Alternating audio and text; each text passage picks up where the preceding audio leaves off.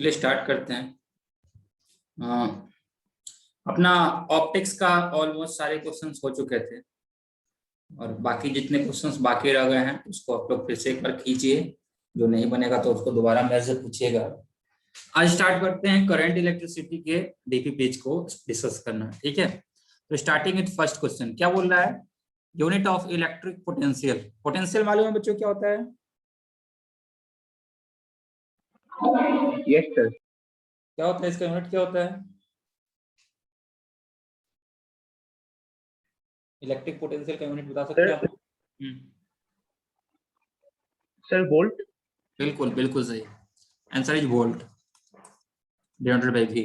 Question number 2 पे आता है define potential of a point. किसी पॉइंट के पोटेंशियल को कैसे डिफाइन किया जाता है? What is potential?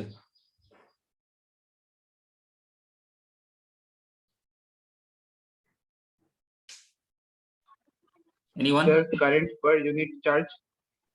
Current per unit charge है ना। देखिए पोटेंशियल का डेफिनेशन लिखिएगा। इट इज वर्क डन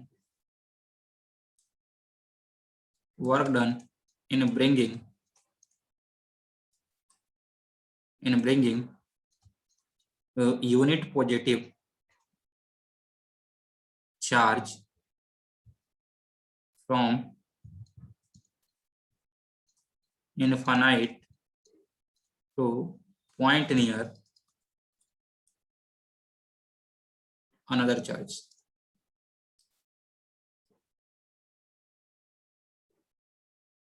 किसी भी चार्ज को, किसी वन कॉलम के चार्ज को इन्फिनाइट से लेकर के दूसरे चार्ज के नजदीक पे लाने में जो वर्क होता है उस चार्ज को हम लोग क्या बोलते हैं बच्चों? उस चार्ज को बोलते हैं potential of that point.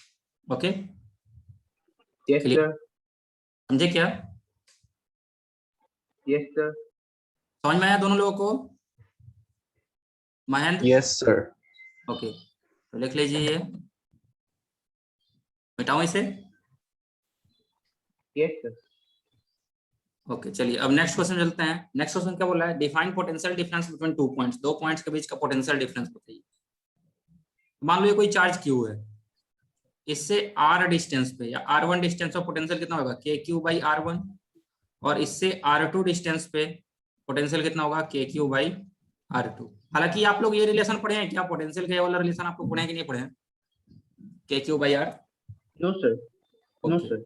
No problem, तो नहीं पढ़े तभी कोई दिक्कत नहीं है। आप सिंपल याद रखिएगा क्या पोटेंशियल डिफरेंस का मतलब क्या हुआ। पोटेंशियल डिफरेंस का मतलब ये हो गया, इट इज, पोटेंशियल डिफरेंस होता है it is difference in potential between two points, between two points or work done in taking unit charge from one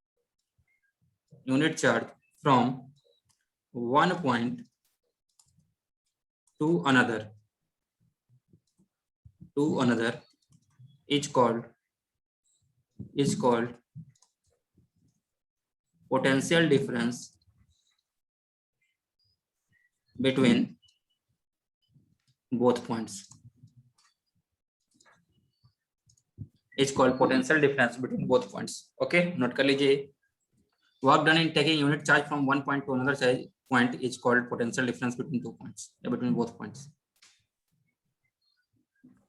yes sir, note कर लिया सर। क्लियर? चलिए अगले क्वेश्चन चलते हैं। अगला क्वेश्चन क्या बोल रहा है? भार्गव आ गए? Yes sir. सर मेरा ट्यूशन चल रहा था सर। अच्छा, चलिए क्वेश्चन नंबर 4 में देखिए क्या है। Dry cell usually has small cap at one end and flat surface at other, which of two side is at higher potential। ज्यादा पोटेंशियल पे कौन होता है? देखो ड्राई सेल जो होता है बच्चों, हम लोग जो अपने रिमोट के अंदर जो सेल होता है या जो घड़ी के अंदर सेल लगता है, वॉल क्लॉक पे जो सेल लगता है, उसमें ऊपर में क्या होता है? ऐसा एक कैप रहता है, ऊपर में ऐसा एक कैप रहता है और नीचे वाला सरफेस क्या होता है? फ्लैट सरफेस होता है। तो पूछ रहा है कि कौन सा हायर पोटेंशियल पे होता है, कौन सा लोअर पोटेंशियल पे होता है। ठीक है,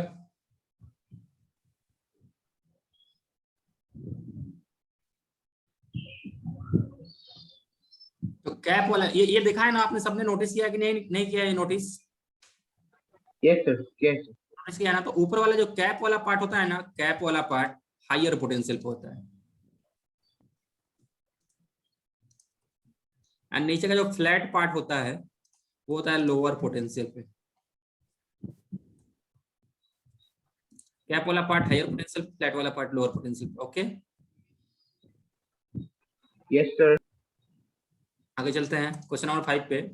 5 बोला name instrument used to measure electric current. Electric current किससे मेजर करते हैं? तो करंट को बच्चों मेजर करते हैं एमीटर से। ठीक है, और बोला पोटेंशियल डिफरेंस, पोटेंशियल डिफरेंस को मेजर करते हैं वोल्ट मीटर से। एमीटर का सिंबल बच्चों ऐसा होता है, वोल्ट मीटर का सिंबल ऐसा होता है। ओके, अब आगे बोल रहा है which of these is connected in series and which is connected in parallel. किसको सीरीज में कनेक्ट करते हैं, किसको पैरेलल में कनेक्ट करते हैं? तो बच्चों एम मीटर को सीरीज में कनेक्ट करते हैं। Ammeter is connected in series and voltmeter is connected in parallel.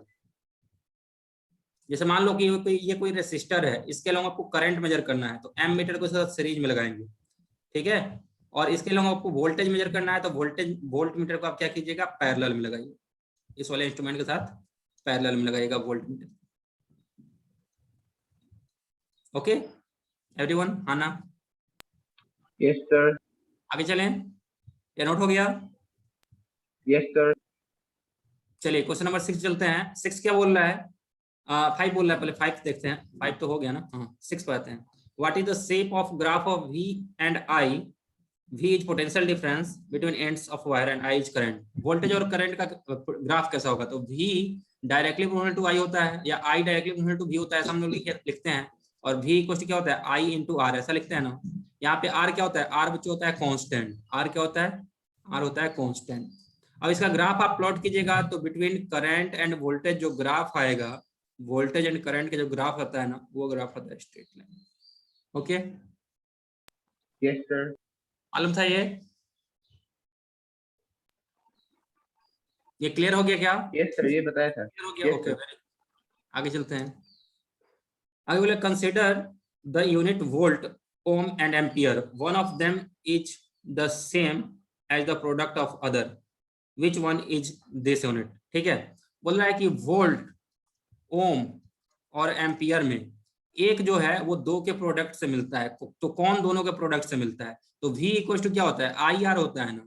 Voltage का पोटेंशियल यूनिट वोल्ट हो गया, करंट का यूनिट एम्पियर हो गया, रेसिस्टेंस का यूनिट ओम हो गया। तो V is given by product of ampere and ohm, तो दैट क्या हो जाएगा, वोल्ट। इसका आंसर हो जाएगा। क्लियर ये Yes sir. सबको? Bhargav, Mahendra, Yes sir. Mahendra, Yes sir. Okay very good. Antariksh, Sir. हाँ सर आप रिकॉर्डेड क्लास भेज सकते हैं सर? हाँ भेज दूंगा, हाँ सर। आज भेजूंगा। आगे चलते हैं क्वेश्चन नंबर, अगला शॉर्ट आंसर क्वेश्चन है। शॉर्ट आंसर क्वेश्चन में क्या दिया हुआ है, what is difference between conductor and insulator, give one example. Conductor और इंसुलेटर में क्या डिफरेंस होता है बच्चा लोग बताइए, कोई बताएगा क्या difference between conductor and insulator?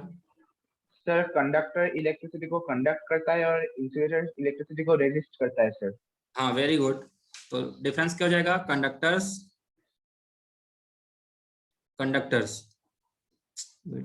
The conductor allows the flow of electricity. Very good. Conductor allows flow of electricity from it,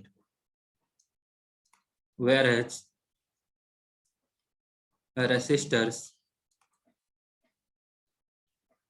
sir restrict। Insulator पूछा है सर, हाँ इंसुलेटर पूछा है सर।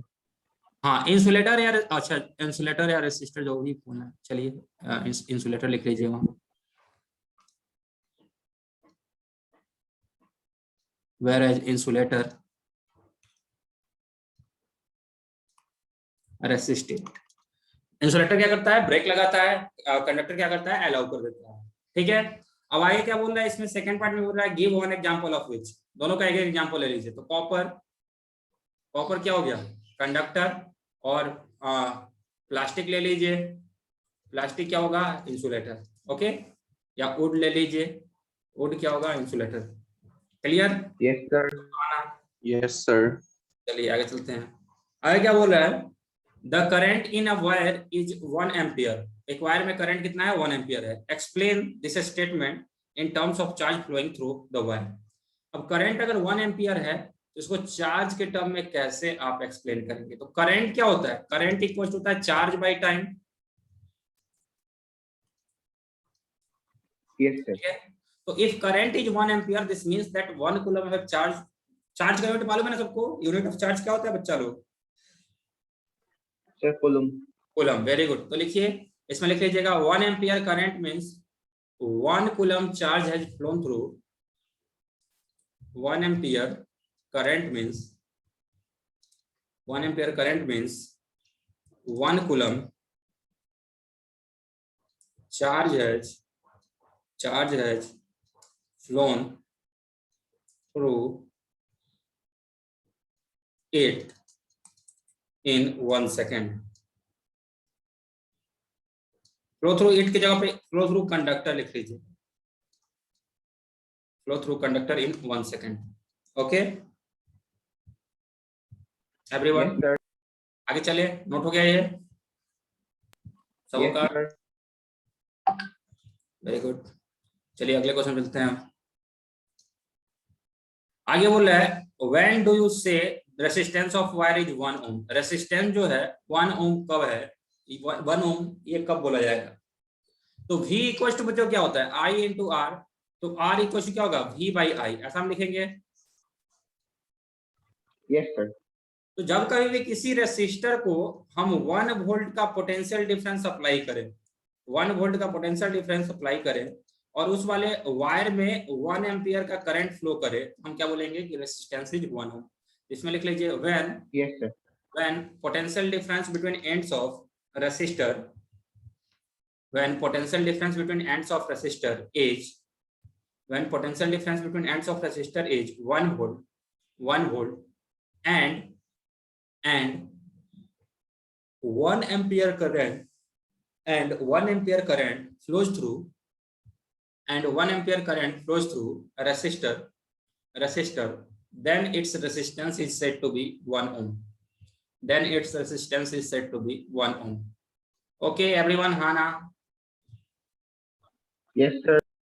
आगे चलते हैं।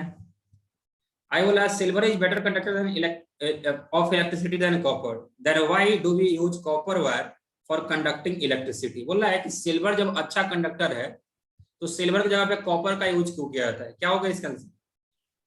Anyone? Sir copper is cheaper than silver. Very good, बिल्कुल सही। कॉपर जो है सब जो क्या है, सस्ता है, सिल्वर जो है तो क्या है, महंगा है। तो लिख लीजिए because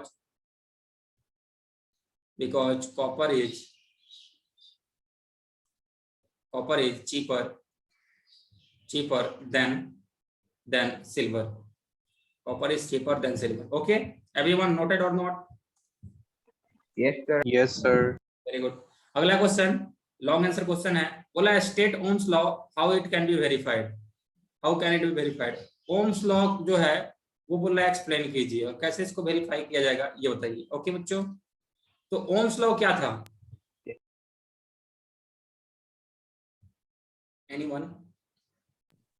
Sir, current will be directly proportional to potential difference between Very two good. conductors. Current जो था वो प्रोपोर्शनल था किसके, potential difference between two conductors के। This implies I equals to क्या हो जाएगा, ये कांस्टेंट यहाँ पे आएगा, यहाँ पे प्रोपोर्शनलिटी साइन को हटाएंगे तो कांस्टेंट आएगा, और वो कांस्टेंट क्या हो जाएगा, देखिए एक minute, current will be proportional to delta V potential difference, और delta V proportional to current, और डेल्टा वी इक्वल्स टू यहाँ पे कांस्टेंट होता है जो कितना आता है, आर के इक्वल होता है, रेजिस्टेंस के इक्वल होता है। तो यहाँ से क्या आता है, delta V equals to I into R. This is ohm's law. Okay everyone? Yes sir. अब ये अगर ओम्स लॉ है, पूछ रहा है इसको कैसे वेरीफाई कर सकते हैं, इसको वेरीफाई कैसे किया जा सकता है। तो it can be verified experimentally. Okay, yes it can be verified experimentally by applying different potential. It can be verified experimentally by applied different potential across ends of same wire या same conductor. By applying different potential across ends of same conductor,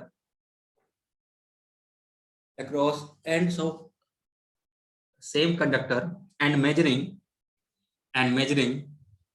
different value of current flowing through it,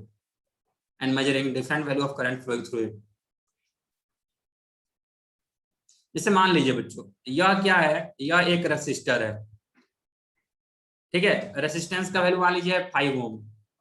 एक बार हमने 10 amp volt potential apply किया, फिर 20 volt का potential difference apply किया, फिर 30 volt का potential difference apply किया। और यहाँ पे डिफरेंट केसेज में हमने यहाँ पे क्या लगाया, यहाँ पे एमीटर लगाया। एमीटर क्या कर रहा था, करंट का रीडिंग दे रहा था। अब एमीटर करंट का रीडिंग दे रहा था तो V इक्वल टू क्या होता है, I into R।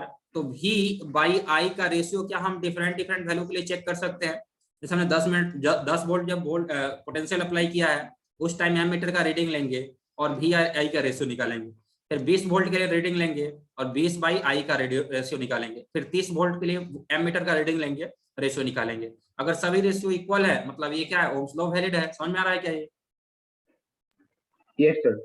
Everyone, Bhargav, Mahendra, Antariksh? Yes, sir. Okay, very good. चलिए आगे चलते हैं। तो अगला क्वेश्चन क्या बोल रहा है, when the terminals of a cell are connected to the ends of an iron rod. एक सेल के टर्मिनल को आयरन रॉड से हमने क्या किया, कनेक्ट किया।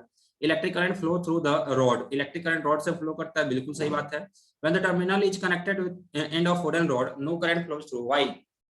Explain why. When the wooden rod also have large number of electrons। अब देखो क्या बोल रहा है कि एक है iron rod, this is iron, IRON, iron rod है ये। और जब इसको हम लोग कनेक्ट करते हैं किससे, एक सेल से कनेक्ट करते हैं या बैटरी से कनेक्ट करते हैं, तो करंट का फ्लो हो रहा है। जबकि एक लकड़ी के टुकड़े को, वुडन रॉड को, ये क्या है, ये है वुडन रॉड। वुडन रॉड को जब हम लोग सेल से कनेक्ट करते हैं तो ऐसा पाया जाता है बच्चों कि वहां से कोई भी करंट फ्लो नहीं हो रहा है, no current flows. Then I का वैल्यू क्या आता है, 0। इसके पीछे का रीजन क्या है, क्योंकि इसके पास भी इलेक्ट्रॉन है और इसके पास भी इलेक्ट्रॉन है, दोनों एलिमेंट से ही बने हुए ना, हर एक चीज के पास तो इलेक्ट्रॉन होगा ही। आप किसी भी ऑब्जेक्ट की बात कर लीजिए, वो तो एटम से ही बना हुआ है और एटम के अंदर तो इलेक्ट्रॉन होता ही है। तो इसके पास भी इलेक्ट्रॉन था, इसके पास भी इलेक्ट्रॉन था, लेकिन इसने इलेक्ट्रिसिटी को कंडक्ट किया जबकि इसने नहीं किया। इसके पीछे का रीजन क्या हो सकता है, एनीवन एक्सप्लेन। Sir, क्योंकि वो सर इंसुलेटर वुड है। में बहुत कम इलेक्ट्रॉन्स होते हैं सर। किसमें? वुड में? नहीं, ऐसा नहीं है, इलेक्ट्रॉन्स तो दोनों में बहुत ज्यादा होते हैं। Sir, wood conductor. कंडक्टर है तो वही तो कंडक्टर है, क्योंकि वो इलेक्ट्रिसिटी कंडक्ट किया।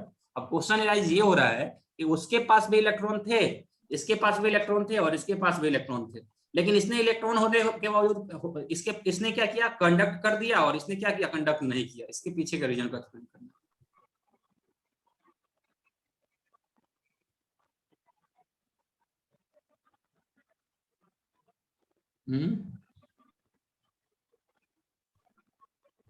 अच्छा, आप लोग मेटल नॉन मेटल के बारे में कुछ पढ़े हैं क्या? Yes sir. हाँ, yes sir.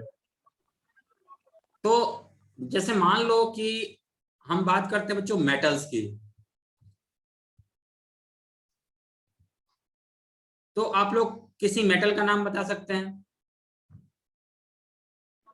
Sir sodium, potassium, calcium. Okay, जैसे मान लो हम सोडियम की बात करते हैं, सोडियम का एटॉमिक नंबर कितना होता है? सर 11। 11 होता है। उसमें इलेक्ट्रॉन का अरेंजमेंट करेंगे तो कैसा होगा? सर 281। ओके, एक नॉन मेटल का नाम बताइए। Sir fluorine. Fluorine, fluorine Fl से, F से।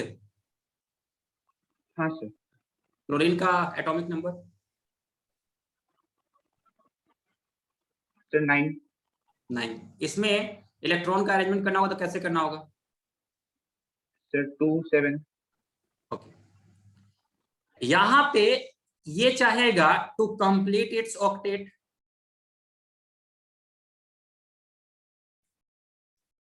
ओके, एंड ये अपना ऑक्टेट कंप्लीट करने के लिए क्या करेगा? ऑक्टेट जानते हो ना बच्चों? Sir yes sir. Yes, sir. ये क्या करेगा? सर एक इलेक्ट्रॉन दे देगा sir. It will lose 1 electron. ये भी चाहेगा तो complete its octet. Yes sir. और ये ऑक्टेट कंप्लीट करने के लिए क्या करेगा? सर एक इलेक्ट्रॉन लेगा सर। Gain 1 electron. ठीक है, समझ में आ रहा है क्या ये? Yes sir. तो इसके पास जो इलेक्ट्रॉन है ना, this can transfer from its atomic configuration to another element. समझ में आ रहा है ना? ऑक्टेट ट्रांसफर करने के लिए इसका जो इलेक्ट्रॉन है वो फ्री टू मूव है। यानी इसका जो इलेक्ट्रॉन होता है ना, उसको बोलते हैं फ्री इलेक्ट्रॉन। क्या बोलते हैं? Free electron.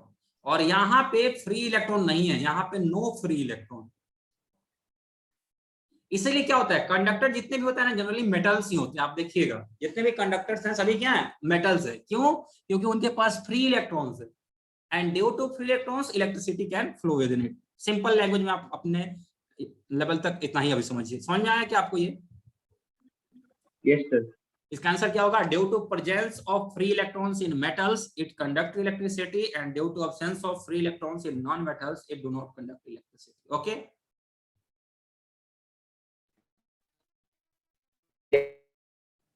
एवरीवन? हाँ ना?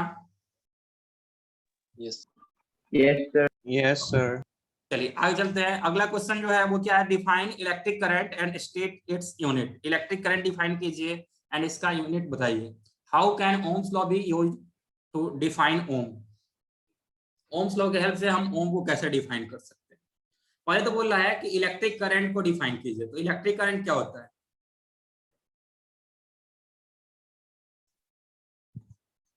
Anyone?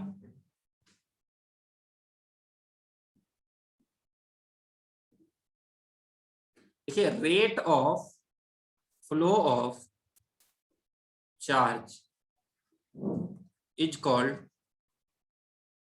called electric current. Rate of flow of charge is called electric current.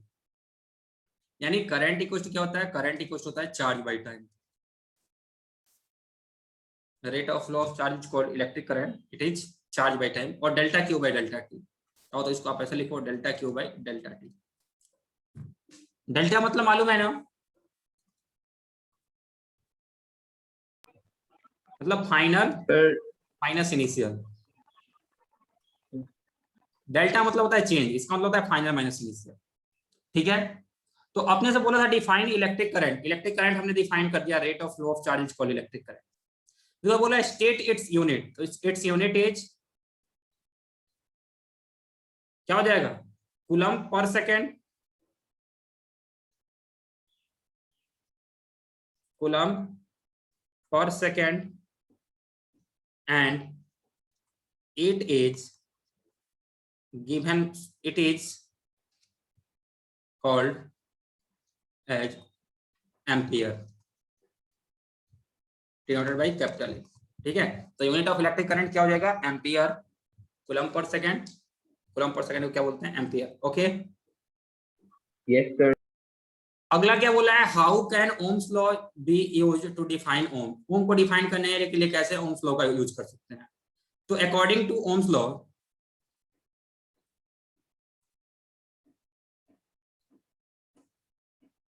क्या होता है? V equals to I R. This implies R will be equal to V by I।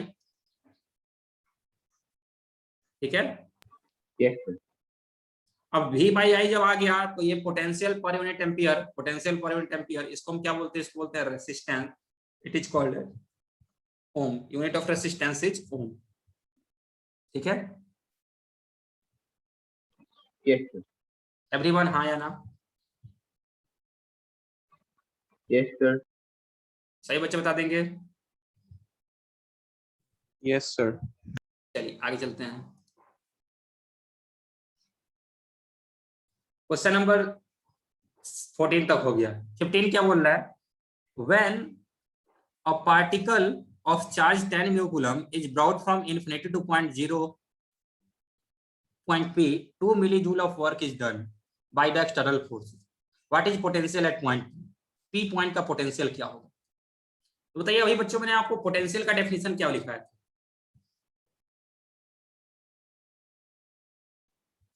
Work done, That is work done in bringing unit positive charge from infinite to point near another charge. Unit positive charge, unit positive charge को infinite से दूसरे charge के पास लेके आने में जो work होता है उसको क्या बोलते हैं? पोटेंशियल ऑफ पॉइंट बोलते हैं। अब यहाँ बोला है 10 म्यू कूलम के चार्ज को इनफाइनाइट से किसी पॉइंट पे लेके आए तो 2 मिलो जूल वर्क हुआ है, तो उस पॉइंट का पोटेंशियल क्या होगा? तो पोटेंशियल क्या था? वर्क डन पर यूनिट चार्ज ही तो था। Okay,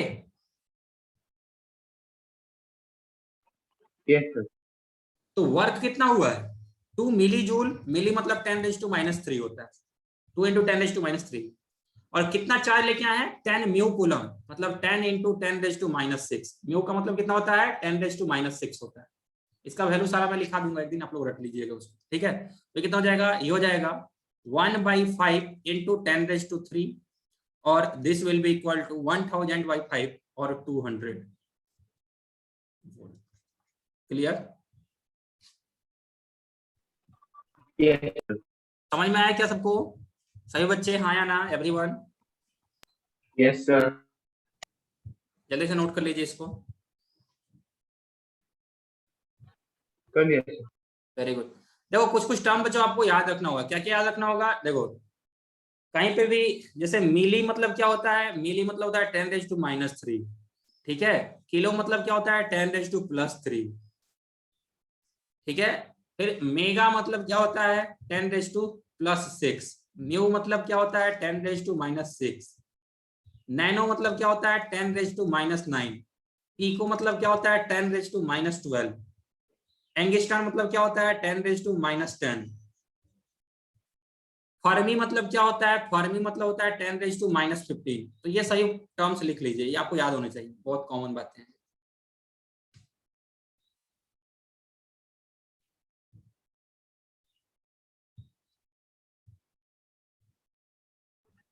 Done, sir. Okay, very good. आगे चलते हैं। Yes, sir. क्वेश्चन नंबर 16 चलते हैं। बोला है calculate work done in taking charge 0.02 coulomb from A to B if potential difference of potential of A is 20 volt and potential of B is 30 volt. A से B पे लेके जाना है charge को। A का पोटेंशियल कितना है? 20 volt है और B का पोटेंशियल कितना है? 30 वोल्ट है। तो A से B पे ले जाने में कितना का वर्क होगा? ओके, तो बच्चों क्या A और B के बीच का हम लोग पोटेंशियल डिफरेंस फाइंड कर सकते हैं? Yes, sir. V फाइनल क्या था? Potential at B minus potential at A। Potential at B कितना है? 30 माइनस पोटेंशियल एट A कितना है? 20। This will be equal to 10 volt. Potential difference कितना हो गया? 10 वोल्ट। एंड पोटेंशियल डिफरेंस, पोटेंशियल क्या होता है? वर्क पर यूनिट चार्ज, ये होता है ना। तो डेल्टा वैल्यू 10 है, वर्क अपने को फाइंड करना है, चार्ज कितना है? 0.02। इसको सोल्व कर लीजिएगा तो वर्क का वैल्यू कितना हो जाएगा? Okay everyone? Yes, sir. Yes, sir. हाँ ना? जल्दी से नोट कर लीजिए।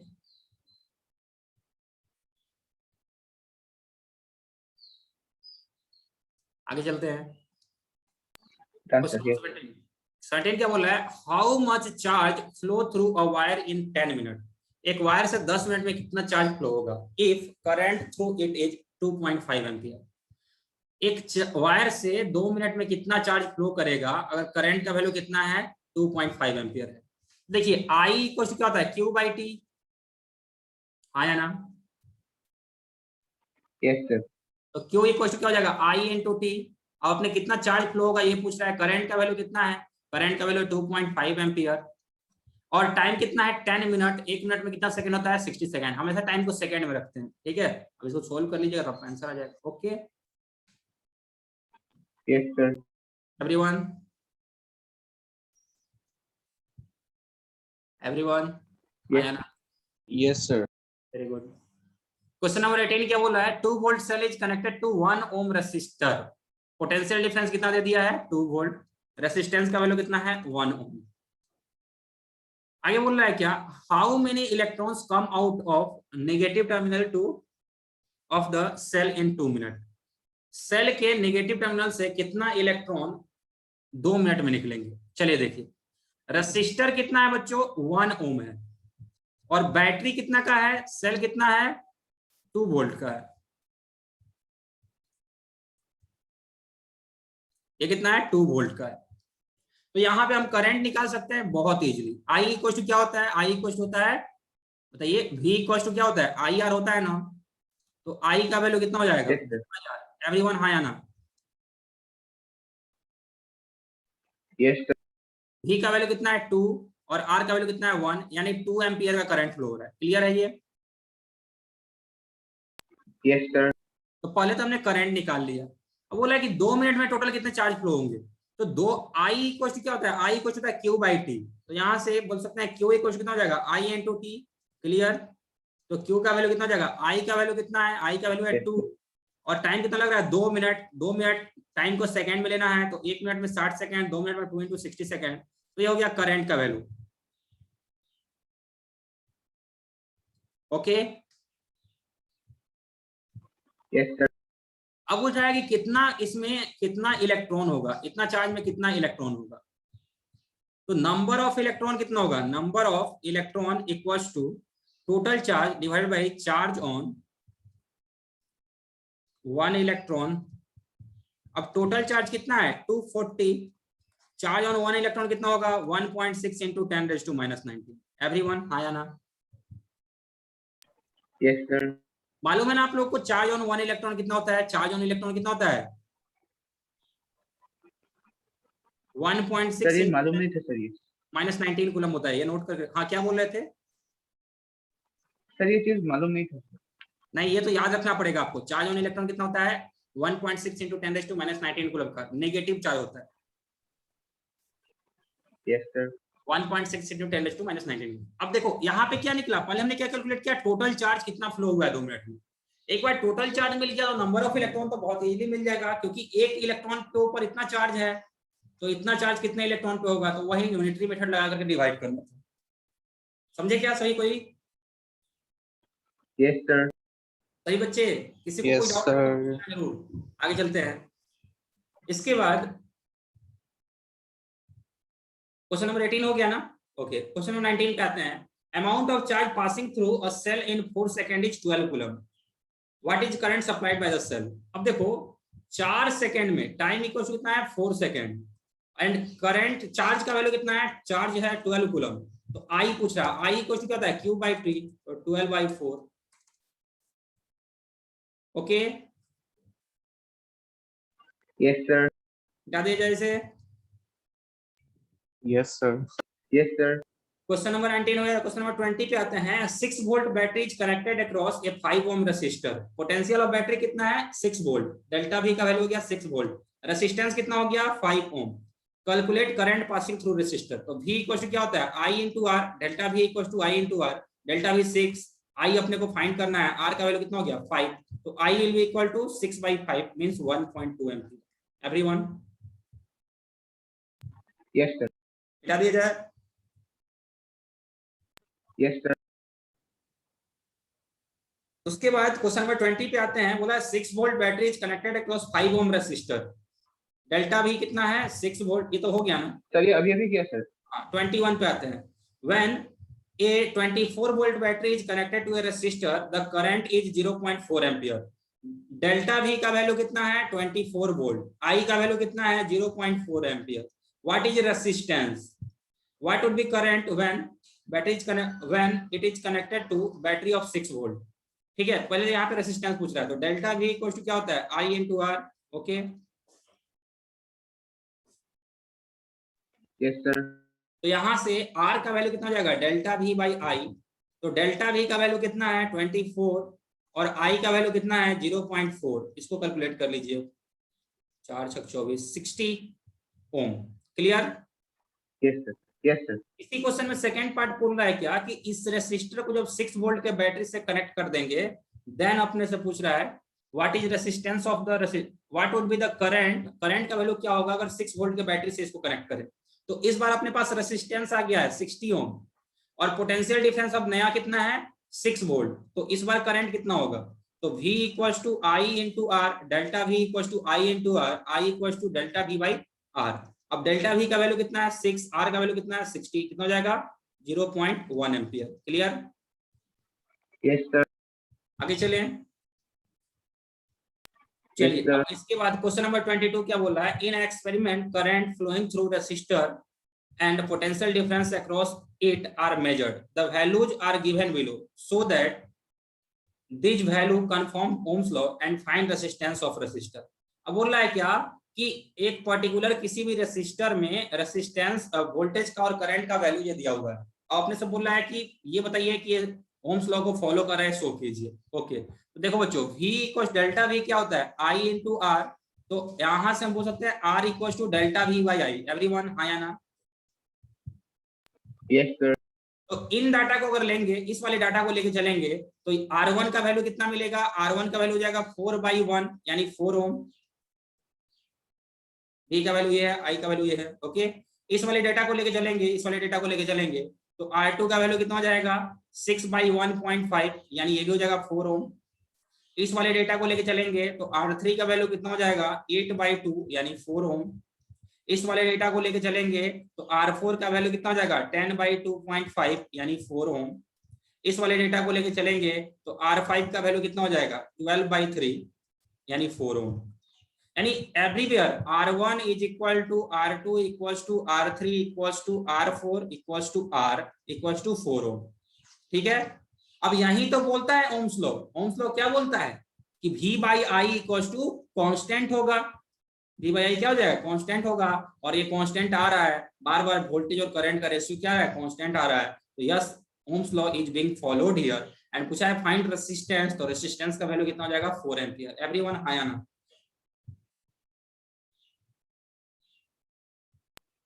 Yes sir. सही बच्चे, सबको बताएगा? Yes sir, yes sir। चलते हैं। इसके बाद 23 में क्या बोल रहा है, रेसिस्टिविटी ऑफ कॉपर इज इतना, what is length of wire of diameter 0.1 mm। देखिए डायमीटर कितना दे दिया है 0.1 mm, will have a resistance of 34 ohm. Resistance का वैल्यू दे दिया 34 ओम। रेसिस्टिविटी रो का वैल्यू दिया कितना 1.7 इंटू 10⁻⁻8। ठीक है, तो पहले इसका लेंथ पूछ रहा है, लेंथ क्या होगा, तो R इक्वल टू क्या होता है रो L by A. Everyone yes sir. तो डायमीटर दिया हुआ है तो एरिया ऑफ क्रॉस सेक्शन कितना होता है पाई R स्क्वायर या फिर पाई D square by 4। Yes sir. Pi R square या पाई D स्क्वायर बाई 4। एवरीवन समझ में आ रहा है ना? डाउट होगा तब पता चलना। पाई का वैल्यू कितना 3.14 into D square by 4, D का वैल्यू कितना है 0.1 mm, mm को मीटर में कन्वर्ट करने के लिए 10⁻³ से मल्टीप्लाई कर दी, इतना बाई 4 पाई डी स्क्वायर, इतना का स्क्वायर बाई 4। क्लियर है? ये एरिया यहां से मिलेगा। Yes sir. सही बच्चे बताएंगे ये वाला कैलकुलेशन आप लोग कर सकते हैं कि नहीं कर सकते हैं? सर एक बार वो Yes, प्लीज सर लास्ट वाला लाइन। लास्ट वाला लाइन फिर से लिख दें। Yes sir. देखिए तो यहां से हम क्या बोल सकते हैं, area equals to pi D square by 4 है तो पाई का वैल्यू 3.14, डायमीटर का वैल्यू कितना है 0.1 mm। 0.1 mm को क्या लिख सकते हैं 0.1 इंटू 10⁻³ मीटर। देखिए mm का मतलब क्या था, मिली का मतलब 10⁻³ था, स्मॉल m मिली मतलब 10⁻³ से मल्टीप्लाई कर देना होगा, कितना हो जाएगा 0.1 इंटू 10⁻³ इतना का स्क्वायर बाई 4।